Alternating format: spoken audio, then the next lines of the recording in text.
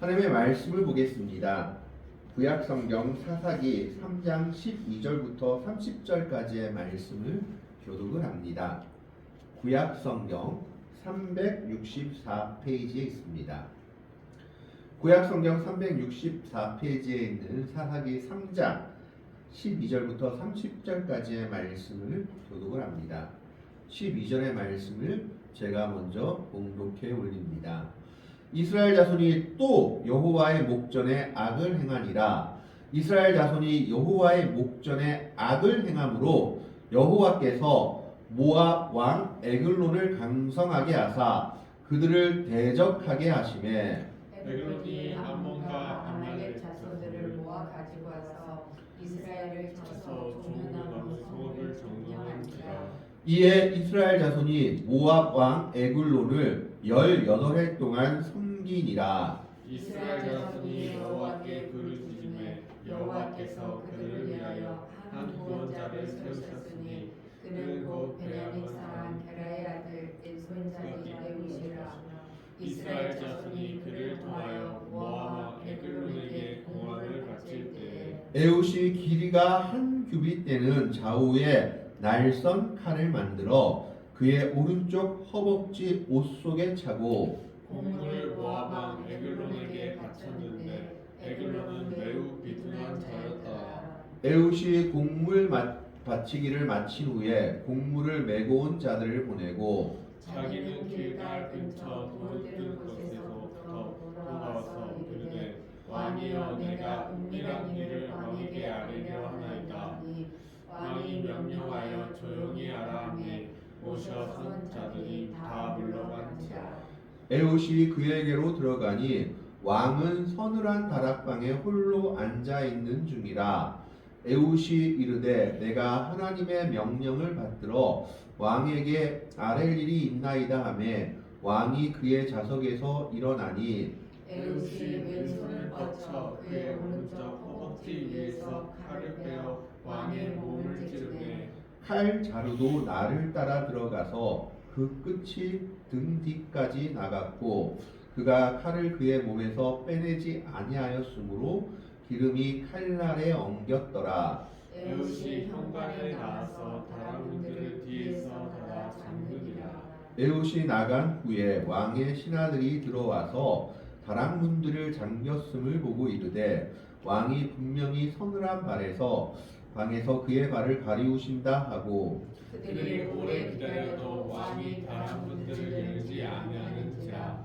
열쇠를 가지고 열어본즉 그들의 군주가 이미 땅에 엎드려서 죽었더라. 그들이 기다리는 동안에 에웃이 피하여 돌 뜨는 곳을 지나 스이라로 도망하니라. 그가 이르러 에브라임 산지에서 나팔을 불매 이스라엘 자손이 산지에서 그를 따라 내려오니 에웃이 앞서 가며 그들에게 이르되 나를 따르라. 여호와께서 너희의 원수들인 모압을 너희의 손에 넘겨주셨느니라 하며 무리가 에웃을 따라 내려가 모압 맞은편 요단강 나루를 장악하여 한 사람도 건너지 못하게 하였고 그때 모압 사람 약 10,000명을 죽였으니 모두 장사여 모두 용사라.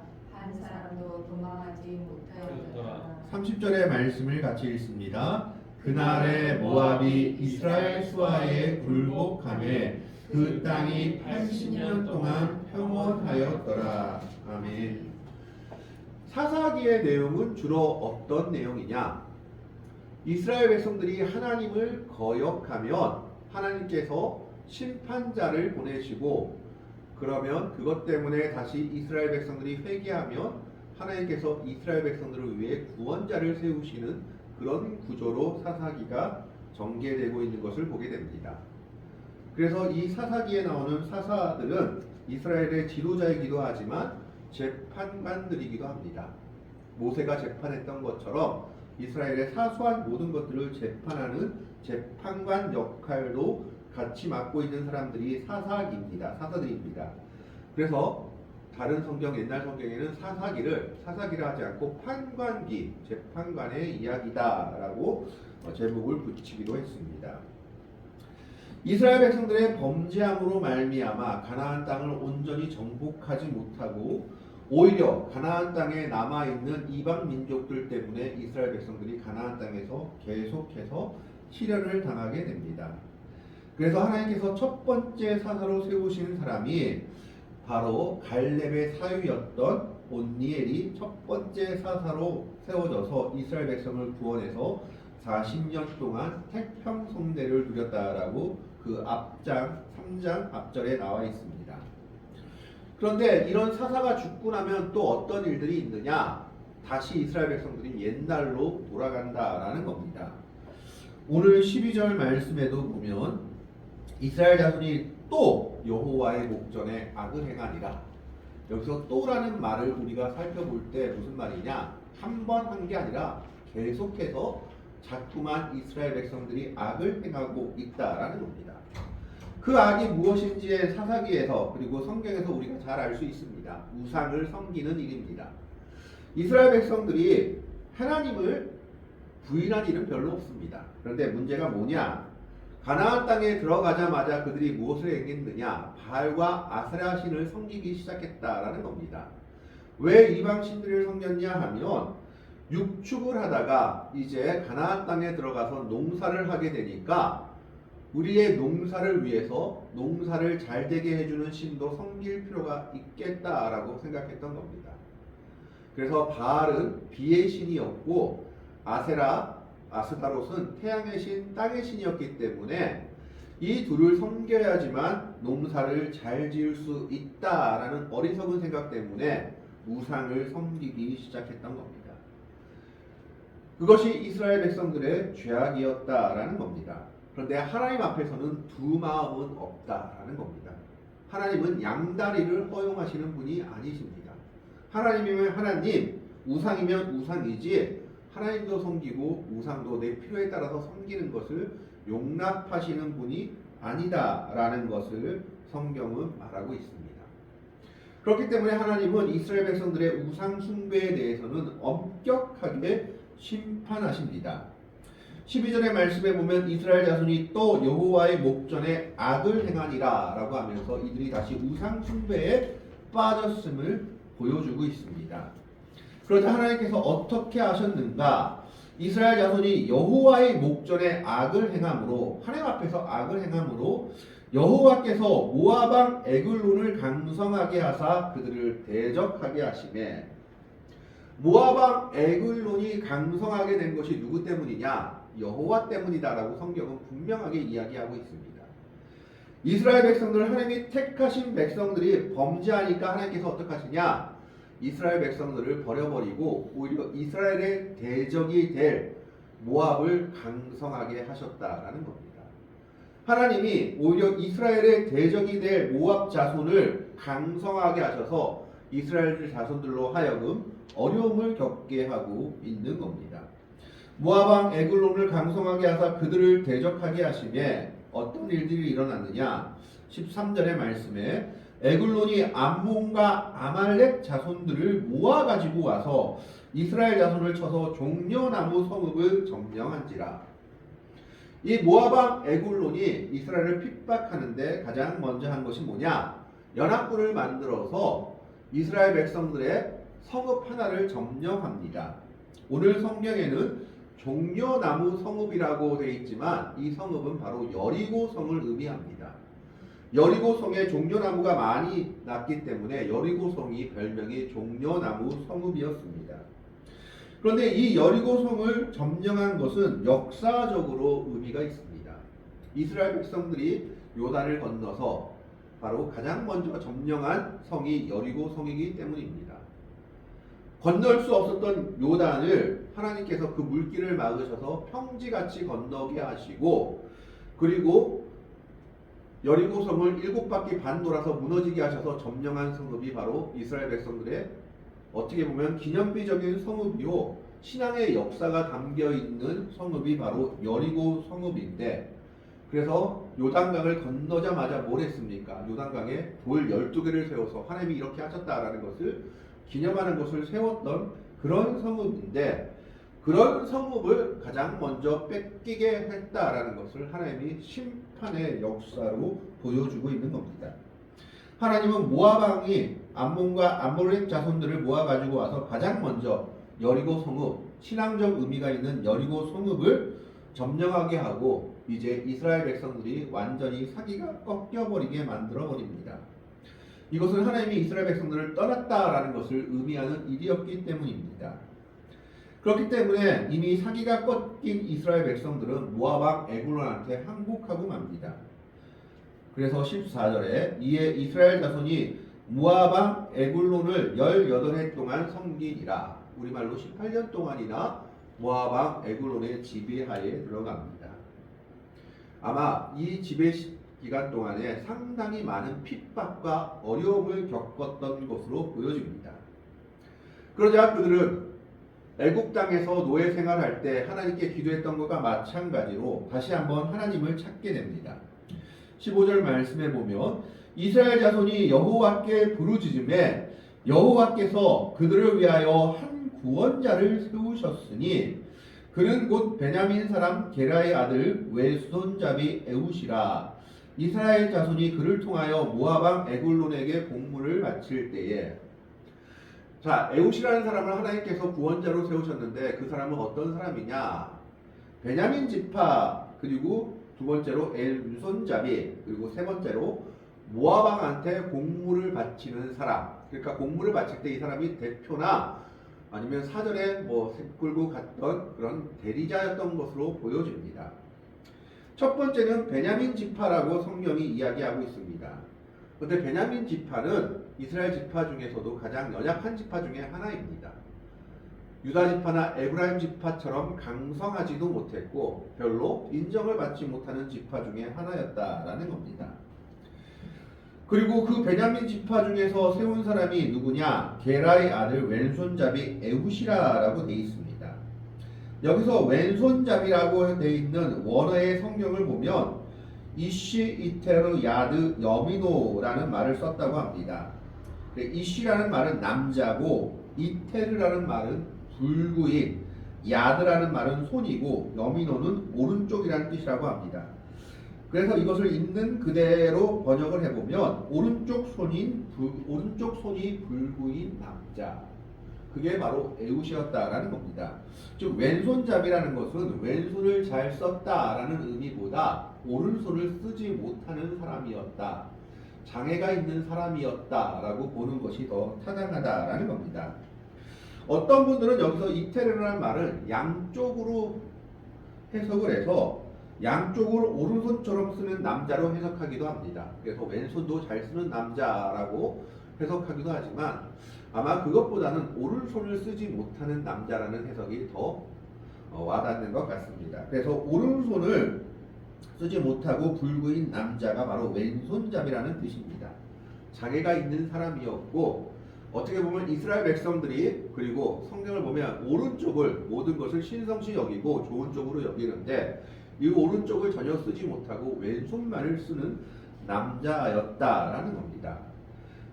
더 재미있는 것은 베냐민 지파라는 것이죠. 베냐민이라는 이름의 뜻이 우리가 성경을 찾아보면 야곱이, 라헬이 마지막으로 죽으면서 마지막 아들을 낳고 베론이 슬픔의 아들이다라고 쓰니까 야곱이 그 이름을 베냐민이라고 붙였습니다. 이 베냐민이라는 이름의 뜻은 오른손의 아들이라는 뜻입니다. 지파 이름은 오른손의 아들인데 이 오른손을 못 쓰는, 오른손에 장애가 있는 에웃이라는 사람을 하나님이 특별히 보고 계실 겁니다. 그리고 그 사람은 어떤 사람이냐? 모압 왕 에글론에게 공물을 바치는 사람이었다라는 겁니다. 이 사람이 공물을 바치게 된 이유는 정확히 나와 있지 않지만 그냥 우리가 추측하거나 유측해 볼 수 있을 때 오른손을 쓰지 못하니까 어떤 위협이 없었다라고 느낄 수도 있습니다.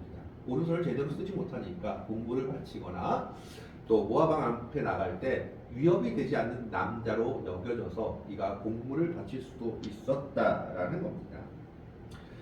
이것은 이스라엘 백성들의 모습을 또한 단편적으로 나타내기도 합니다. 오른손을 쓰지 못하는 에웃과 같이 하나님 앞에 제대로 신앙을 지키지 못하고 장애가 있는 모습으로 비틀거리는 이스라엘의 모습을 이들을 통해서 나타내고 있다라는 겁니다. 그런데 이 사람이 결심을 합니다. 그가 하나님 앞에 어떤 마음을 먹었는지 모르지만 왕을 죽이기로 결심을 한 겁니다. 그래서 보면 15절, 16절의 말씀에 에훗이 길이가 한 규빗 되는 좌우에 날선 칼을 만들어 그의 오른쪽 허벅지 옷 속에 차고, 왼손 잡으니까 오른쪽에 차야 되겠죠. 한 규빗이란 말은 46cm, 뭐 팔의 반절 정도인데 한 50cm 정도 되는 칼이 아닌가라고 추측을 하고 있습니다. 그래 그 칼을 가지고 이제 왕을 죽이겠다라고 결심한 것으로 보입니다. 그런데 처음에는 그가 그 결심을 실행하지 못합니다. 17절, 18절의 말씀을 보면 곡물을 모압 왕 에글론에게 바쳤는데 에글론은 매우 비둔한 자였더라. 이 에글론, 모압 왕이 비둔한 자였다라는 것은 둔하고 느렸다라기보다고 원어의 의미를 보면 튼튼하고 실한 사람이었다라고 해석하는 것이 더 낫다라고 합니다. 그러니까 이게 지금 무슨 뜻이냐? 이 비둔한 자라는 이 비둔의 원어의 뜻을 곡식에다 대입을 하면 이 곡식이 아주 잘 자라고 튼튼하게 자라고 열매를 맞으면 곡식을 비둔한 이 원어의 뜻을 가지고 있다라는 겁니다. 그래서 모압 왕 에글론이 비둔했다라는 것은 뚱뚱하고 느려 터졌다라는 것이 아니라 아주 통통하고 튼실한 좋은 체격을 가지고 있는 왕이었다라고 볼 수 있겠습니다. 그런데 처음에는 에훗이 실패하죠. 18절 말씀에 보면 에훗이 곡물 바치기를 마친 후에 곡물을 메고 온 자들을 보내고, 곡물을 메고 온 자들을 다 보내고 19절 말씀을 보겠습니다. 자기는 길갈 근처 돌 뜨는 곳에서부터 돌아와서 이르되, 이제 곡물 다 마치고 이제 이스라엘로 돌아가려다가 길갈 근처에서 다시 돌아온 겁니다. 왜 돌아왔는지, 거기서 갑자기 무슨 마음의 변심이 생겼는지는 성경이 정확히 말하고 있지는 않습니다. 그러나 우리가 추측하건대 길갈 근처 돌 뜨는 곳은 어디냐? 이스라엘 백성들이 요단을 건너고 12기념탑을 돌을 세운 그곳을 의미합니다. 아마 거기에서 신앙적인 회심이 일어난 것이 아닌가. 하나님이 함께 하신다면 내가 못할 것이 무엇이 있겠는가. 하나님의 백성들이 이렇게 이방 왕한테 압제당한 것이 맞는가 하는 회심이 일어난 것이 아닌가 하고 추측해 볼 수 있습니다. 그래서 그는 처음에는 왕을 죽이지 못하고 돌아가다가 다시 길갈 근처 돌 뜨는 곳에서 돌아와 옵니다. 길갈 근처 돌 뜨는 곳에부터 돌아와서 이르되, 왕이여 내가 은밀한 일을 왕에게 아뢰려 하나이다 하니, 은밀한 일, 이건 은밀한 말이라고 번역될 수도 있다라는 겁니다. 그러니까 왕하고 독대해서 내가 몰래 비밀을 말할 것이 있습니다 라고 얘기한 겁니다. 이 말을 듣자 왕이 명령하여 조용히 하라 하며 모셔온 자들이 다 물러간지라. 그러니까 왕이 다른 사람들을 다 물리고 에훗과 독대한 겁니다. 이건 사실 있을 수 없는 일이죠. 아무리 공물을 바치는 자라 하더라도 왕이 독대한다는 것은 상당한 위험이 있는 일이었습니다. 그럼에도 불구하고 신하들도 그렇고 왕도 그렇고 다 물렸다라는 것은 에훗을 위협적으로 보지 않았다라는 겁니다. 아까도 말씀했지만 오른손에 장애가 있는 사람이었기 때문에 왼손을 쓸 수 없는 사람이, 왼손밖에 쓸 수 없는 사람이었기 때문에 왕 앞에 혼자 있는다 할 듯 저가 무슨 일을 하겠느냐 하는 생각이 강했던 것 같습니다. 그래서 모든 사람을 물려버리고 둘이 조용히 얘기합니다. 20절 말씀에 에훗이 그에게로 들어가니 왕은 서늘한 다락방에 홀로 앉아있는 중이라.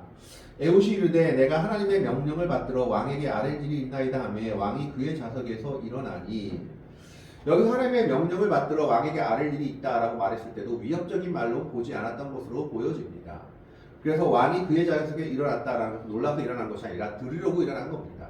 어떤 위협적인 그런 모습이 아니라 그래 무슨 말이냐 하고 일어났던 것이죠. 왕은 아마 자기에게 유리한 일이나 뭔가 좋은 일을 말해주는 줄로 알았던 모양입니다. 그러자 왕이 일어나자마자 에훗이 어떻게 합니까? 21절의 말씀에 에훗이 왼손을 뻗쳐 그의 오른쪽 허벅지 위에서 칼을 빼어 왕의 몸을 찌르매, 왼손을 즉 뻗쳐서, 오른손이 아니라 왼손을 뻗쳐서 오른쪽에 숨겨둔 칼을 빼어서 모압 왕 에글론의 몸을 찔러버립니다. 그리고 모압 왕이 즉사했음을 22절에 말하고 있죠. 22절에 보면 칼자루도 나를 따라 들어가서 그 끝이 등 뒤까지 나가고 그가 칼을 그의 몸에서 빼내지 아니하였으므로 기름이 칼날에 엉겼더라. 에훗이 현관에서 나와서 다락문들을 뒤에서 닫아 잠그니라. 다 잠궈버리고 자기는 다시 도망가 버립니다. 그런데 아무도 그를 제지하지 않았습니다. 설마 왕이 당했겠느냐, 이런 자에게 당했겠느냐 하는 생각이 있었던 것 같습니다. 24절의 말씀에 에훗이 나간 후에 왕의 신하들이 들어와서 다락문들이 잠겼음을 보고 이르되 왕이 분명히 서늘한 방에서 그의 발을 가리우신다 하고, 여기서 성경에서 발이라고 했을 때는 옛날에는 성기라든가 어떤 사람의 중요한 부분들을 발로 대체해서 부르는 경우가 많았습니다. 그래서 왕의 신하들이 다락문을 잠긴 것을 보고 왕이 발을 가리우신다라는 것은 용변을 보고 있구나, 왕이 지금 대면 보고 있구나, 그래서 다 문을 잠궜구나 하고 생각했던 겁니다. 그 신하 중에 누구도 에훗이 왕을 죽였을 것이라고 생각하지도 못했던 겁니다. 그런데 문제는 왕이 계속해서 용변을 보니까 25절에 그들이 오래 기다려도 왕이 다락문들을 열지 않은지라 열쇠를 가지고 열어본즉 그들의 군주가 이미 땅에 엎드려져 죽었더라. 그제서야 그들은 왕이 그 자의 손에 죽었구나 하고 알았던 겁니다. 어떻게 보면 장애일 수도 있었던 오른손을 쓰지 못하는 에훗의 모습이 하나님의 일을 행하는데 도움이 되었다라는 것을 보여주고 있습니다. 26절에 그들이 기다리는 동안에 에훗이 피하여 돌뜨는 곳을 조나 스이라로 도망하니라. 벌써 그 시간 동안 에훗은 이제 먼 곳으로 피했다라는 겁니다. 그리고 그가 피하자마자 한 일이 뭡니까? 이스라엘 백성들을 불러 모읍니다. 27절에 그가 이르러 에브라임 산지에서 나팔을 분매, 나팔을 분다는 것은 사람들을 모은다는 것을 의미하죠.